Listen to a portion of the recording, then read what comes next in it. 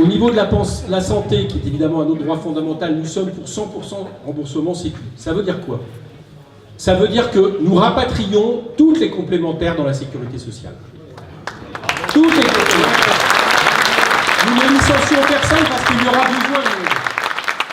Mais nous ferons du coup quelque chose de doublement efficace. Non seulement ça sera plus facile pour tout le monde, non seulement on pourra rembourser beaucoup plus tout le monde, y compris pour les soins dentaires, les lunettes, etc.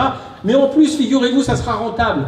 Parce que toutes les études montrent que ce qui coûte le moins cher en termes de gestion, c'est pas les assurances privées, c'est pas les complémentaires, mais c'est la sécurité sociale, n'en déplaise aux libéraux.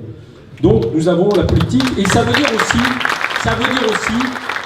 qu'il faut revenir sur la case de la santé publique française. C'est un vrai problème, cette histoire. Moi, je ne sais pas si vous vous souvenez, mais il y a une dizaine d'années, qui n'est pas vieux, hein, il y a eu un film d'un documentariste américain qui s'appelait Michael Moore. Il comparait le système de santé française et le système de santé américaine. Et il disait qu'en gros, ici, c'était le paradis, quoi.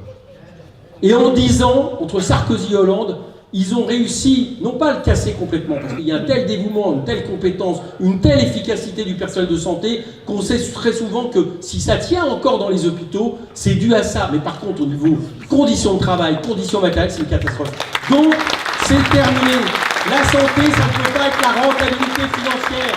La santé, c'est de faire en sorte justement que nous puissions, les uns et les autres, exiger un des droits universels. Ça veut dire qu'il faut revenir aux droits aux hôpitaux de proximité. Ça veut dire également qu'il faut revenir aux maternités. Je sais qu'ici, vous en avez particulièrement souffert avec APT et qu'on menace le pertuis. Et que là aussi, on veut affaiblir l'hôpital d'Avignon. Donc ça, c'est niette. C'est vrai aussi pour les centres IVG.